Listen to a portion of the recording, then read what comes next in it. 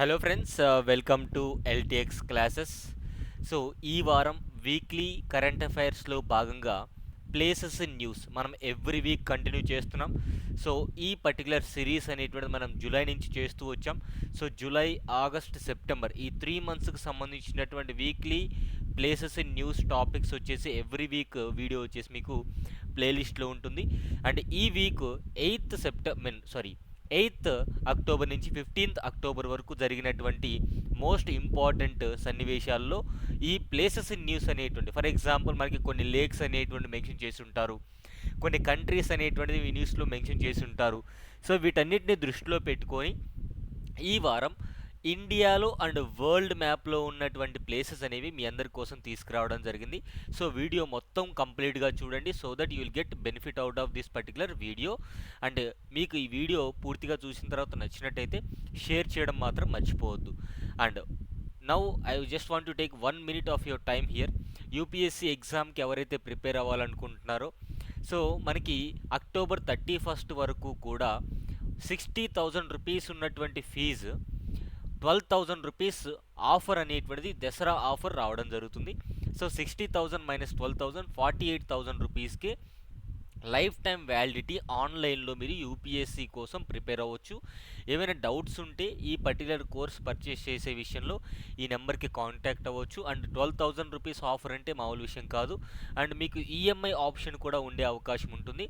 And తర్వాత ఇక్కడ mention చేసినటువంటి ఒక 5 కోర్సెస్ ఉన్నాయి. ఎన్సీఆర్టీ ఫౌండేషన్, తర్వాత CSAT, the most important and dynamic changes అనేటువంటి యూపీఎస్సీ ప్రిలిమ్స్లో మనం చూస్తున్నాం. కరెంట్ అఫైర్స్ అనేటువంటి మీరు చూస్తే రెగ్యులర్గా కరెంట్ అఫైర్స్ అనేటువంటి సెషన్ నేనే తీసుకుంటున్నాను. నేనే తీసుకుంటున్నాను. సో ఈ ప్రోగ్రామ్ యొక్క ప్రత్యేకతలు ఏంటంటే నేనే ఒకసారి చెప్తున్నాను, because I'm taking this course. So ఈ కోర్స్ నేనే చెప్తున్నాను కాబట్టి ఎవ్రీడే మీకు ఈవినింగ్ 6 PM లోపు పీడిఎఫ్ అనేది ఇవ్వడం జరుగుతుంది. సో ఆ పీడిఎఫ్లో 5 లేదా 6 ఆర్టికల్స్కి సంబంధించినటువంటి మోస్ట్ ఇంపార్టెంట్ ఆర్టికల్స్, ఆ రోజు న్యూస్ పేపర్లో వచ్చినటువంటి ది హిందూ కావచ్చు, ఇండియన్ ఎక్స్ప్రెస్ కావచ్చు, పిఐబి కావచ్చు, డౌన్ టు ఎర్త్ కావచ్చు, ఇలా 5-6 సోర్సెస్ నుంచి మంచి ఇన్ఫర్మేషన్ కలెక్ట్ చేసి మీకు ఒక పీడిఎఫ్ ఇస్తారు. సో ఈ పీడిఎఫ్ని నేను నైట్ 9 PMకి క్లాస్లో ఎక్స్ప్లెయిన్ చేస్తాను. సో నైట్ 9 PMకి ఎక్స్ప్లెయిన్ చేసిన తర్వాత లైవ్లో మీ అందరూ కూడా ఉంటారు. నేను ఎక్స్ప్లెయిన్ చేస్తాను ఈచ్ అండ్ ఎవ్రీ ఆర్టికల్, దాని యొక్క పూర్వపదార్థాలన్నీ కూడా, సో పూర్వత్రాలన్నీ కూడా చెప్పడం జరుగుతుంది. అండ్ ప్రీవియస్గా వచ్చినటువంటి క్వశ్చన్స్ ఎలా వచ్చాయి, అండ్ తర్వాత ఈచ్ అండ్ ఎవ్రీ ఆర్టికల్కి ఒక్కొక్క మోడల్ క్వశ్చన్ ఉంటుంది. అంటే ఒకే రోజు ఆ ఆర్టికల్కి సంబంధించినటువంటి క్వశ్చన్స్ ఏ విధంగా అడుగుతారు అంటే డైలీ కరెంట్ అఫైర్స్ టెస్ట్ అనేది కూడా ప్రతి ఆర్టికల్ కిందే ఉంటుందన్నమాట. సో ఈ విధంగా కరెంట్ అఫైర్స్ సెషన్ అనేది వెళ్ళడం జరుగుతుంది. And prelims test series run అవుతున్నాయి. మెయిన్స్ ఆన్సర్ రైటింగ్ క్లాసెస్, ఇవి మెయిన్స్ ఆన్సర్ రైటింగ్ అనేటువంటిది క్లాసెస్ అండి. సో ఆన్సర్ ఎలా రాయాలి, అప్రోచ్ ఎలా ఉండాలి.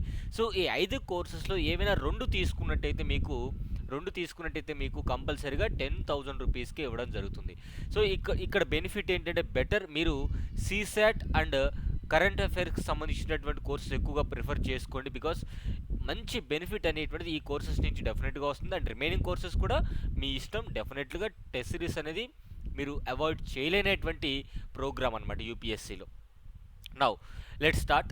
ఇక్కడ న్యూస్లో ఇచ్చినటువంటి మోస్ట్ ఇంపార్టెంట్ లేక్ రీసెంట్గా ఇది న్యూస్లో నిలిచింది. ఇది మనకి బ్రెజిల్ కంట్రీ నుంచి ఉందండి. బ్రెజిల్ అమెజాన్ రివర్ ఏదైతే ఉందో, ఈ అమెజాన్ రివర్ బేసిన్లో ఉన్నటువంటి ఒక లేక్ పూర్తిగా ఎండిపోయే స్థాయికి వచ్చింది. ఈ లేక్ దగ్గర ఉన్నటువంటి ఒక ఫ్లోటింగ్ విలేజ్ ఏదైతే ఉందో అది పూర్తిగా డ్రాట్ సిచ్యువేషన్కి వెళ్ళిపోయింది. అక్కడ వాటర్ అనేది స్కేర్సిటీ పడింది. సో ఈ కాంటెక్స్ట్లో ఈ లేక్ సంబంధించి మనకు కాంటెక్స్ట్ ఎలా మాట్లాడుకోవాలి అంటే, ఈ లేక్ అనేది ఏ కంట్రీలో ఉంది, ఎక్కడ ఉంది. Now see here, severe drought leaves floating village stranded in Brazil's Amazon. So Brazil and ఇతర కంట్రీల్లో మనకి అమెజాన్ రివర్ అనేది బేసిన్ ఫ్లో అవుతుంది కదా. సో అమెజాన్ రివర్ పరివాహక ప్రాంతంలో ఉన్నటువంటి ఈ లేక్ పురక్యూకోరా, మీరు స్పెల్లింగ్ అనేటువంటిది గుర్తుపెట్టుకోవాల్సిన అవసరం లేదు. సో మనకు ప్రొనౌన్సియేషన్ అనేది జస్ట్ చూస్తే గుర్తుపెట్టుకునే విధంగా ఉంటే సరిపోతుంది అనమాట. ఈ లేక్ పురక్యూకోరా అనేటువంటిది అమెజాన్ రివర్ బేసిన్లో లొకేట్ అయింది బ్రెజిల్ కంట్రీలో. ఎక్కడండి? బ్రెజిల్ కంట్రీలో. సో ఈ పర్టికులర్ ఎందుకు న్యూస్లో ఉంది అంటే రీసెంట్గా ఎల్నినో ఎఫెక్ట్ వల్ల వర్షపాతం తగ్గుముఖం పట్టడం, అదేవిధంగా గ్లోబల్ వార్మింగ్ అనేటువంటిది ఎక్కువ అవ్వడం, ఈ కార్బన్ ఎమిషన్స్ ఎక్కువైపోవడం వల్ల వర్షాలు సరిగా పడకపోవడం, ఈ పర్టికులర్ లేక్లో వాటర్ అనేది బాగా షింక్ అయిపోయింది, తగ్గిపోయింది. సో ఈ కారణం వల్ల అక్కడ స్కేర్సిటీ ఆఫ్ ఫుడ్ కానివ్వండి, తర్వాత డ్రాట్స్ అనేటువంటి ఏర్పడడం, వాటర్ స్కేర్సిటీ ఏర్పడడం, ఫ్యూయల్ షార్టేజెస్ అనేటువంటి రావడం, ఇవన్నీ కూడా రీసెంట్గా జరుగుతున్నటువంటి డెవలప్మెంట్స్ అనమాట. అక్కడ డెవలప్మెంట్ అదే అభివృద్ధి అని కాదు, రీసెంట్గా బయటపడుతున్నటువంటి ఈ యొక్క సన్నివేశాలు. సో లేక్ పురక్యూకోరా అనేటువంటిది ఎక్కడ ఉందంటే బ్రెజిల్ అమెజాన్ రివర్ బేసిన్లో ఉంది. ఇదంతా కూడా అమెజాన్ రివర్ బేసిన్ అండి. దాదాపుగా 8-9 కంట్రీల్లో ఈ అమెజాన్ రివర్ బేసిన్ అనేది ఉంటుంది. సో రివర్ అంటే ఏంటి? Main river. బేసిన్ అంటే ఇంక్లూడింగ్ ట్రిబ్యూటరీస్, ఆ ఏ క్యాచ్మెంట్ ఏరియా మొత్తాన్ని కూడా మనము రివర్ బేసిన్ అంటాం. సో ఇక్కడ మీరు చూస్తే ఈ ఏరియాలో లొకేట్ అయి ఉంటుంది అనమాట. ఈ ఏరియాలో లొకేట్ అయి ఉంటుంది.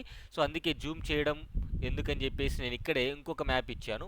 సో ఇక్కడ చూస్తే లేక్ పురక్యూకోరా అనేటువంటి లేక్ అనేది అమెజాన్ రివర్ ఏదైతే ఇక్కడ ఫ్లో అవుతుంది కదా, ఈ అమెజాన్ రివర్ ద్వారా పక్కన ఏర్పడైంది అనమాట.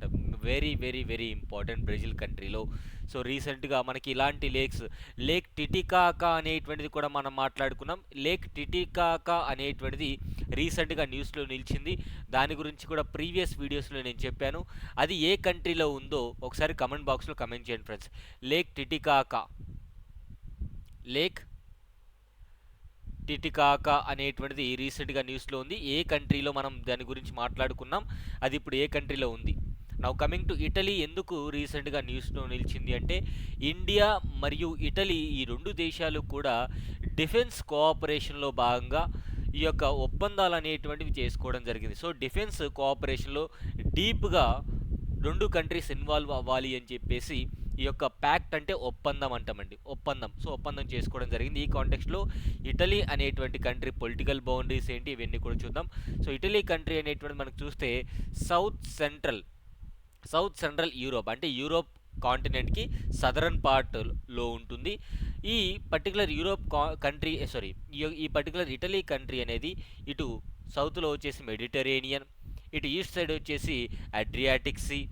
సో ఇట్లా ఈస్ట్ సైడ్ వచ్చేసి అడ్రియాటిక్ సీ, తర్వాత సౌత్ వెస్ట్ వచ్చేప్పటికి టెర్హీనియన్ సీ, అయోనియన్ సీ అనేటువంటి ఇటు సైడ్ ఉంటుంది. ఇంకా సో బార్డర్డ్ బై ఫ్రాన్స్ కానివ్వండి, స్విట్జర్లాండ్, ఆస్ట్రియా, స్లోవేనియా. సో ఇలాంటి కంట్రీస్తో ఇది ఇక్కడ చూడొచ్చు, France, Switzerland, Austria and Slovenia. అంటే ఇవి నార్త్లో ఉన్నాయి. అటు west or north west, north ఈస్ట్లో ఈ 4 కంట్రీస్ ఉన్నాయి. రిమైనింగ్ సౌత్లో వచ్చేసి టు ద సౌత్, ఇటలీకి సౌత్లో మెడిటరేనియన్ సీ, సౌత్ వెస్ట్లో టెర్హీనియన్ సీ, ఇటు సైడ్ వచ్చేసి మనకి ఈస్ట్లో అడ్రియాటిక్ సీ. ఇట్లా మనకి పొలిటికల్ బౌండరీస్ అనేటువంటి లేదా జాగ్రఫికల్ బౌండరీస్ అనేటువంటి ఉన్నాయి. జాగ్రఫికల్ ఫీచర్స్ ఆఫ్ ఇటలీ వచ్చేసి హయ్యెస్ట్ పీక్ ఏంటి ఇటలీలో? మౌంట్ బ్లాంక్ అనేటువంటిది. మేజర్ రివర్స్ వచ్చేసి పో రివర్ లాంగెస్ట్, అండ్ ఎడిగే, టిబర్ అనేటువంటి రివర్స్ కూడా మనకి ఈ సో కాల్డ్ ఇటలీలో ఉండడం జరిగింది. ఎందుకు రీసెంట్గా న్యూస్లో ఉంది అంటే ఇండియా ఇటలీ డిఫెన్స్ కోఆపరేషన్లో భాగంగా కొన్ని ఒప్పందాలు అనేటువంటి చేసుకోవడం జరిగింది. సో ఇటలీకి ఉన్నటువంటి బార్డర్ కంట్రీస్ ఒకసారి చూసాం already. Please to remember France, Switzerland, Austria, Slovenia. So remaining 3 areas కూడా అంటే it is like a peninsula అనమాట. ఇటలీ అనేటువంటిది ఒకవైపు ల్యాండ్ కవర్ ఉంది, మరో 3 వైపులు కూడా సీ కవర్ వాటర్ కవర్ అనేది ఉంది. ఇజ్రాయెల్ అనేటువంటిది రీసెంట్గా న్యూస్లో ఉంది, నేను చెప్పక్కర్లేదు. ఎందుకంటే ఈ యొక్క గాజా స్ట్రిప్ నుంచి లేదా గాజా నుంచి హమాస్ అనేటువంటి group of Palestine people Israel పైన అటాక్ చేయడంతో ఇజ్రాయెల్ రిటాలియేట్ చేసింది. ఈ రిటాలియేషన్లో భాగంగా ఇజ్రాయెల్ అనేటువంటిది ఎంటైర్ గాజా ప్రాంతాన్ని తన కంట్రోల్లోకి తెచ్చుకోవడం జరిగింది. సో దీనికి సంబంధించినటువంటి ఈ యొక్క ఇజ్రాయెల్ పాలస్తీనా కాన్ఫ్లిక్ట్కి సంబంధించి మనకి ఎల్టీఎక్స్ యూట్యూబ్ క్లాసెస్ ఏవైతే ఉన్నాయో సురేష్ సార్ దీని గురించి ఒక 1 అవర్ బ్రీఫ్ వీడియో చేశారు. అసలు ఎక్కడ స్టార్ట్ అయింది ఇష్యూ అండ్ ఇప్పుడు ఎక్కడ ఉంది. సో దాని గురించి కూడా ఒకసారి చూడండి. కాంటెక్స్ట్ ప్రకారంగా. And coming to places in news భాగంగా చూస్తే ఇజ్రాయెల్ అనేటువంటి కంట్రీ ఎక్కడ లొకేట్ అయింది, ఇప్పుడు ఇష్యూస్ అనేటువంటి ఏ కంట్రీతో ఉన్నాయి, అండ్ గాజా అనేటువంటిది ఏంటి, సో గాజా అనేటువంటిది ఏ కంట్రీలో భాగం, ఇవన్నీ కూడా ఒకసారి చూద్దాం. డైరెక్ట్గా మ్యాప్కి వచ్చేస్తాను. సో ఇదంతా కూడా ఇజ్రాయెల్, ఈ సోకాల్డ్ వెస్ట్ బ్యాంక్, అదేవిధంగా గాజా. ఈ వెస్ట్ బ్యాంకు గాజా అనేటువంటి ప్యాలెస్తీన్ కంట్రీ భాగం. యాక్చువల్గా చెప్పాలంటే ఒకప్పుడు ఇదంతా కూడా ప్యాలెస్తీన్ అనమాట. ఒకప్పుడు ఇదంతా కూడా ప్యాలెస్తీన్. సో కాకపోతే జ్యూస్ అనేటువంటి వాళ్ళు ఈ ప్రదేశానికి వచ్చి సెటిల్ అయిపోయి తర్వాత ఆక్యుపై చేసుకోవడం జరిగింది. ఒకప్పుడు ఇదంతా కూడా ప్యాలెస్తీన్, మెల్లిమెల్లిగా ఇజ్రాయేలీలు జ్యూస్ అనేటువంటి వాళ్ళు సెటిల్ అయిపోయి ఫైనల్గా ఈ పాలస్తీన్లు ఈ గాజా మరియు వెస్ట్ బ్యాంక్ ఈ 2 ప్రదేశాలకు మాత్రమే సెట్ అయిపోయారు. సో ఇక్కడ కాన్ఫ్లిక్ట్ ఎక్కడ వచ్చిందంటే గాజా ప్రాంతం నుంచి ఇజ్రాయెల్ పైన ఈ యొక్క రాకెట్ లాంచర్స్ అటాక్ చేయడం జరిగింది, రాకెట్ మిజైల్స్తో అటాక్ చేయడం జరిగింది. సో దీనికి రిటాలియేట్గా ఇజ్రాయెల్ ఆర్మీ కంప్లీట్ గాజాని కంట్రోల్లోకి తీసుకోవడం జరిగింది.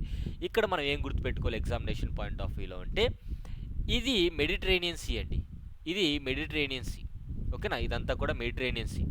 తర్వాత ఇజ్రాయెల్కి ఉన్నటువంటి బార్డర్ కంట్రీస్ లెబనాన్, సిరియా.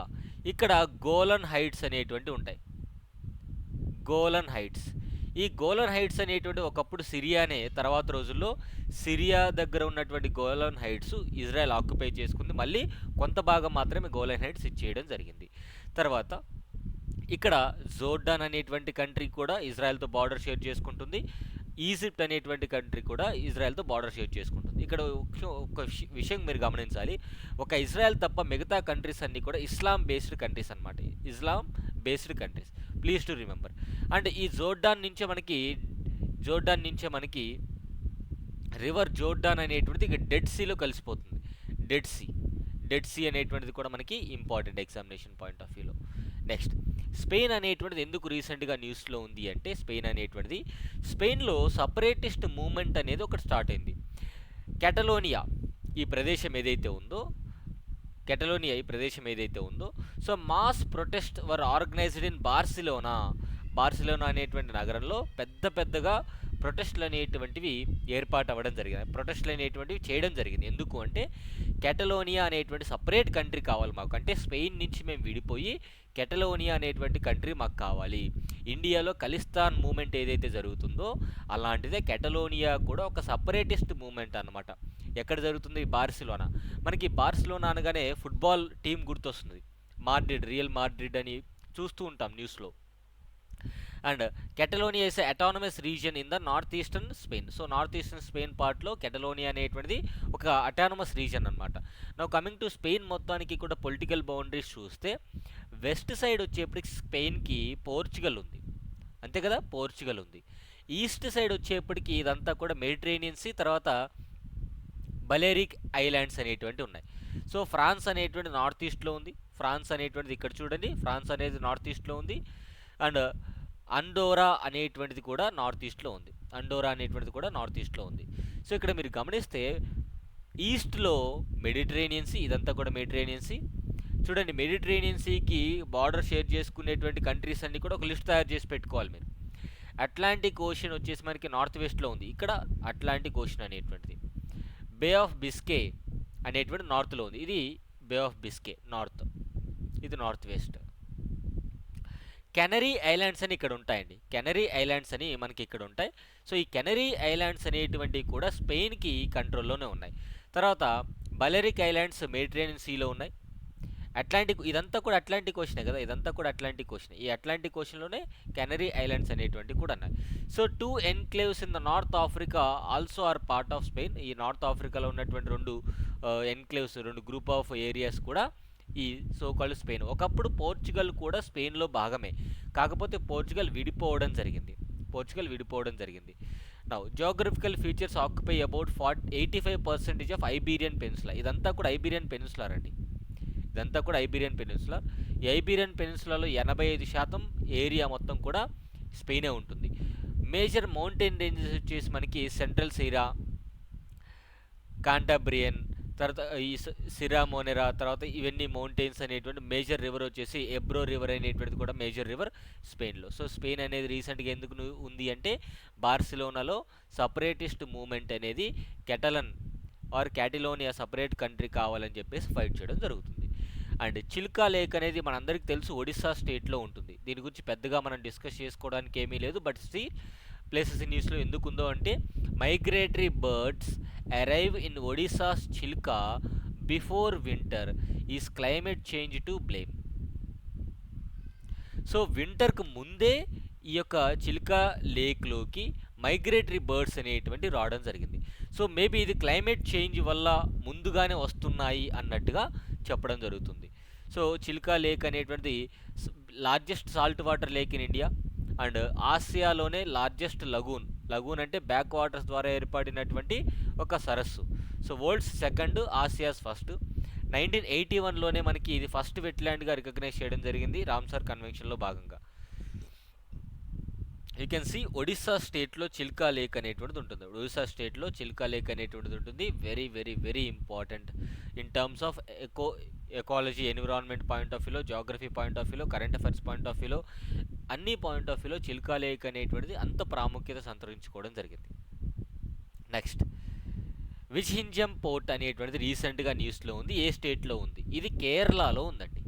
ఇది కేరళలో ఉంది. సో కేరళలో ఉన్నటువంటి ఈ విజ్హింజం పోర్ట్ అనేది ఈ సో కాల్డ్ ఇన్ఫ్రాస్ట్రక్చర్ ప్రాజెక్ట్లో భాగంగా దీన్ని డెవలప్ చేయడం జరుగుతుంది. దీని యొక్క బడ్జెట్ కూడా దాదాపుగా 7,500 కోట్ల చిల్లర అవుతుంది.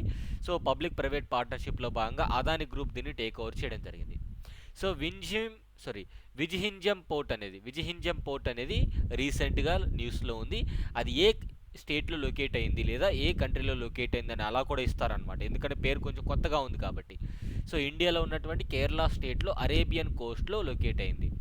తర్వాత రీసెంట్గా మనకి ఇంకొక పోర్ట్ కూడా న్యూస్లో ఉంది. అది గుజరాత్లో ఉంది. దాన్ని కూడా అదాని గ్రూప్ టేక్ ఓవర్ చేస్తున్నారు. ఆ పోర్ట్ పేరేంటో కామెంట్ బాక్స్లో మెన్షన్ చేయండి. గుజరాత్లో ఉన్నటువంటి మరొక పోర్టు, అది కూడా అదాని గ్రూప్ టేక్ ఓవర్ చేస్తున్నారు. దాని గురించి కామెంట్ బాక్స్లో కామెంట్ చేయండి. నెక్స్ట్ యూ కెన్ సీ ఈ విజ్హింజం పోర్ట్ అనేటువంటిది ఇక్కడ లొకేట్ అయింది అరేబియా అండ్ ఇండియన్ ఓషన్కి. ఆబ్వియస్లీ కేరళ అంతా కూడా అరేబియన్ కోస్ట్ కాబట్టి సో మనం అరేబియా కోస్ట్గా తీసుకోవచ్చు అనమాట. నౌ హైటీ, ఇది ఒక కరేబియన్ రీజియన్లో లొకేట్ అయినటువంటి ఒక కంట్రీ అండి, చిన్న కంట్రీ హైటీ అనేది. ఎందుకు ఇది న్యూస్లో ఉంది అంటే ఈ హైటీలో పొలిటికల్ ఇన్స్టెబిలిటీ ఒకటి, ఇంటర్నల్ డిస్టర్బెన్సెస్ ఒకటి, తర్వాత న్యాచురల్ డిజాస్టర్స్ 2021 ఆగస్టులో విపరీతమైనటువంటి ఒక ఎర్త్క్వేక్ రావడం. సో రీసెంట్గా పొలిటికల్ ఇన్స్టెబిలిటీ ఒకటి, ఇన్సెక్యూరిటీ ఒకటి, లా అండ్ ఆర్డర్ ఇష్యూస్ ఒకటి, తర్వాత న్యాచురల్ డిజాస్టర్స్ అనేటువంటివి ఒకదాని తర్వాత ఒకటి ఈ ప్రజల్ని ఇబ్బంది పెడుతున్నాయి. ఈ కాంటెక్స్ట్లో యునైటెడ్ నేషన్స్ అనేటువంటిది ఈ హైటీని ఏ విధంగా టేక్ కేర్ చేయబోతుందో మెన్షన్ చేయడం జరిగింది. సో ఈ కాంటెక్స్ట్లో హైటీ అనేటువంటిది ఎక్కడ ఉంది? దీని యొక్క క్యాపిటల్ సిటీ వచ్చేసి పోర్ట్ ఔ ప్రిన్స్ అనేటువంటి క్యాపిటల్ సిటీ. సో ఇది పొలిటికల్ బౌండరీస్ ఎక్కడెక్కడ ఉంది అంటే పొలిటికల్ బౌండరీస్ ప్రకారంగా చూసుకున్నట్టయితే it is situated in the western part of this island. ఏదైతే మనకి ఈ so called Dominion or Dominican Republic ఏదైతే ఉందో ఈ డొమినికన్ రిపబ్లిక్కి వెస్టర్న్ పార్ట్లో ఉంటుంది. So Dominican Republic shares the eastern borders with Haiti. అంటే డొమినికన్ రిపబ్లిక్ ఏదైతే ఉందో దీనికి ఈ కంట్రీకి వెస్ట్లో ఉంటుంది and eastern borders of high tea sharing with Dominican republic. So please to remember ఇక్కడే క్యూబా ఉంది, జమైకా, తర్వాత పీట్రోరికో, డొమినికన్ రిపబ్లిక్ అనేటువంటి కంట్రీ కూడా ఇక్కడ ఉంది. So please to remember high tea అనేటువంటిది ఒక కరేబియన్ దీవుల్లో ఉన్నటువంటి ఒక కంట్రీ అనమాట, కరేబియన్ సీ దగ్గర.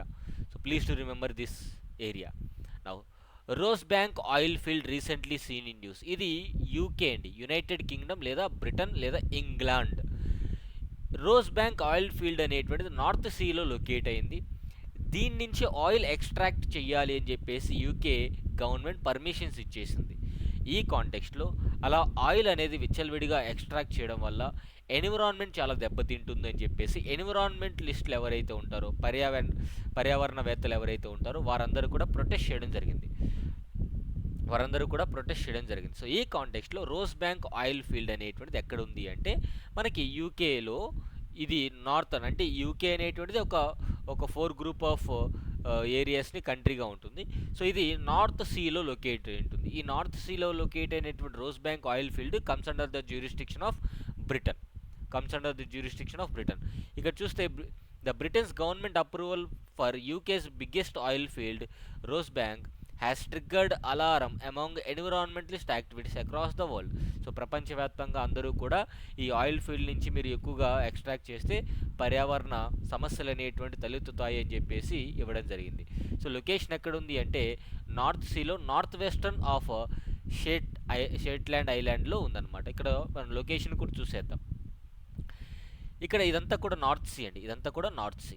ఇటు సైడ్ అంతా కూడా అట్లాంటిక్ ఓషన్. ఈ నార్త్ సీలో ఉన్నటువంటి షేట్లాండ్ ఐలాండ్స్ దగ్గర ఉన్నదే ఈ రోజ్ బ్యాంక్ ఆయిల్ ఫీల్డ్ అనమాట. ఇది మీరు ఓవరాల్గా మ్యాప్లో చూస్తే ఇక్కడే ఉంటుంది. చూసారా, ఇదంతా కూడా యూకే ఇక్కడ ఉంటుందన్నమాట. అంటే ఇదంతా కూడా యూకే, ఇది యూకే ఆర్ బ్రిటన్.